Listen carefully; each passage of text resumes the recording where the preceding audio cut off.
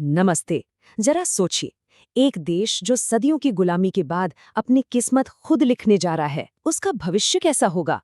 उसका ब्लूप्रिंट, उसका नक्शा कौन तैयार करेगा? आज हम ठीक इसी सवाल का जवाब ढूंढेंगे भारत की संविधान सभा की कहानी में।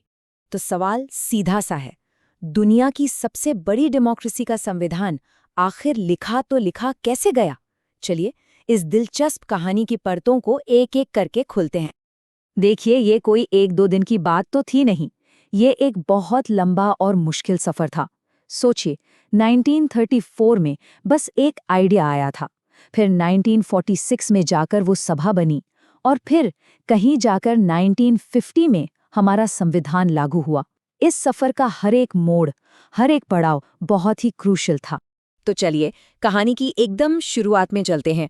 आखिर ये चिंगारी जली कहाँ से? कैसे एक छोटा सा विचार एक ऐसी जबरदस्त मांग बन गया जिसे मानना ही पड़ा? और सबसे दिलचस्प बात पता है क्या है? ये आइडिया किसी बड़ी पॉलिटिकल पार्टी की तरफ से नहीं आया था। नहीं, सबसे पहले 1934 में ये विचार रखा था एम.एन. रॉय ने, जो उस समय भारत में कम्युनिस्ट आंदोलन के एक बड़े नेता माने जाते थे। खैर, एम.एन. रॉय के बाद इंडियन नेशनल कांग्रेस ने इस मांग को जोर शोर से उठाया। सालों तक ये मांग चलती रही, और फिर आखिरकार 1940 में ब्रिटिश सरकार को झुकना पड़ा। उन्होंने इन प्रिंसिपल मतलब सैद्धांतिक तौर पर इस मांग को मान लिया, और इसे ही हम ऑगस्ट ऑफर के नाम से जानते हैं। ये एक बहुत बहुत बड़ा टर्निंग पॉइंट था। लेकिन जैसा कि होता है, रास्ता इतना सीधा नहीं था। पहले 1942 में क्रिप्स मिशन आया, पर मुस्लिम लीग ने उसे सिरे से खारिज कर दिया। क्यों? क्योंकि उन्हें एक अलग देश, एक अलग संविधान सभा चाहिए थी। फिर 4 साल बाद 1946 में आया कैबिनेट मिशन। इसने 2 संविधान सभाओं वाली बात तो नहीं मानी, पर हाँ, एक ऐसा प्लान जरूर बनाया जिससे आखिरकार एक सिंगल कॉन्स्टिट्यूएंट असेंबली बनने का रास्ता साफ हो गया। तो रास्ता तो बन गया। अब आते हैं कहानी के अगले पड़ाव पर, सभा का गठन। मतलब कौन थे वो लोग, वो 389 सदस्य जिनके कंधों पर भारत का भविष्य लिखने की इतनी बड़ी जिम्मेदारी थी? कैबिनेट मिशन ने जो प्लान बनाया था, उसके हिसाब से टोटल 389 मेंबर्स होने थे। 389, ये नंबर अपने आप में बहुत बड़ा था, और इसके पीछे सोच ये थी कि भारत के हर कोने से, हर समुदाय से किसी न किसी का प्रतिनिधित्व जरूर हो। अच्छा, अब ये 389 सीटें आई कहाँ से? तो देखिए, इसमें से 296 सीटें तो ब्रिटिश इंडिया से थीं, मतलब वो इलाके जहां अंग्रेजों का सीधा राज था, और बाकी की 93 सीटें दी गई थी प्रिंसली स्टेट्स को, यानी देसी रियासतों को। फिर जुलाई-अगस्त 1946 में हुए चुनाव और नतीजों ने उस वक्त की पूरी पॉलिटिकल पिक्चर साफ कर दी। इंडियन नेशनल कांग्रेस को मिली 208 सीटें, एक जबरदस्त बहुमत। मुस्लिम लीग 73 सीटों पर सिमट गई, और बाकी 15 सीटें दूसरों के पास गईं। तो अब स्टेज सेट था, सभा की पहली बैठक होने वाली थी। चलिए, अब उस पल की बात करते हैं जब ये सभा असल में काम करना शुरू करती है। जब देश की आत्मा क्या होगी, इसका विजन क्या होगा, ये तय किया जाना था। और ये हुआ एक बहुत ही ऐतिहासिक ऑब्जेक्टिव्स रेजोल्यूशन के जरिए। तो तारीख थी 9 दिसंबर 1946, संविधान सभा की पहली बैठक। लेकिन माहौल में एक अजीब सा तनाव था। मुस्लिम लीग ने इस मीटिंग का बॉयकॉट कर दिया था, इसलिए 389 में से सिर्फ 211 सदस्य ही उस दिन वहां मौजूद थे।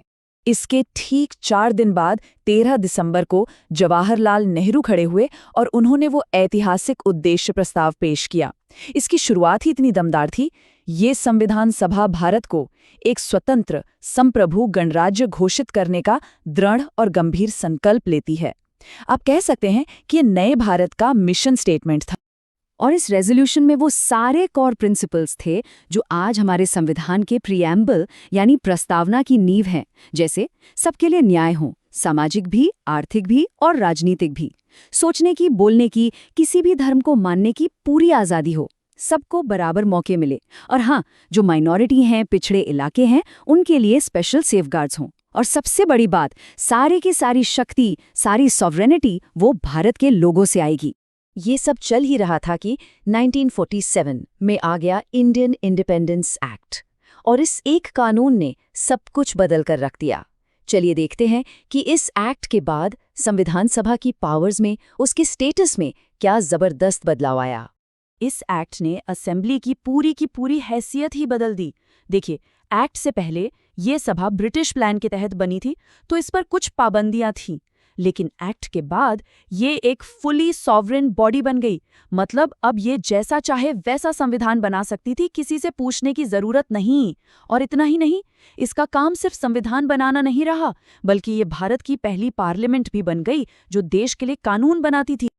अब सवाल ये कि ये दो दो काम एक साथ कैसे होते थे, तो इसके लिए एक बड़ा ही यूनिक सिस्टम बनाया गया।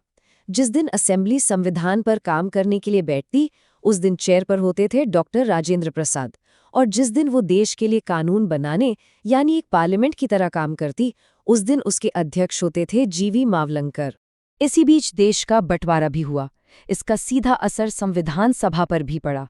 जो सदस्य अब पाकिस्तान बन चुके इलाकों से आते थे, वो सभा से अलग हो गए, और इसका नतीजा ये हुआ कि सभा की स्ट्रेंथ 389 से घटकर 299 रह गई। तो अब हम कहानी के आखिरी हिस्से में हैं। इस सभा की लेगेसी क्या है, इसकी विरासत क्या है? देखिए, इसका काम सिर्फ एक कानून की किताब लिखना नहीं था, ये उससे कहीं ज्यादा बड़ा काम था। ये एक नए राष्ट्र की नींव रखने जैसा था। पूरे संविधान को ड्राफ्ट करने में कितना वक्त लगा, जानते हैं? 2 साल, 11 महीने और 18 दिन। सोचिए, लगभग 3 साल। इस दौरान 11 बड़े बड़े सेशंस हुए। ये सच में एक मैराथन एफर्ट था, जो दिखाता है कि मेंबर्स कितने डेडिकेटेड थे। और इस पूरे काम पर खर्च कितना आया? उस जमाने में 64 लाख रुपए। आज ये रकम शायद कम लगे, लेकिन तब के हिसाब से ये बहुत बड़ी थी। ये दिखाता है कि इस काम को कितनी ज्यादा इंपॉर्टेंस दी जा रही थी।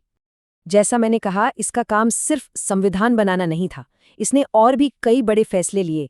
22 जुलाई 1947 को हमारे तिरंगे को नेशनल फ्लैग के तौर पर अपनाया।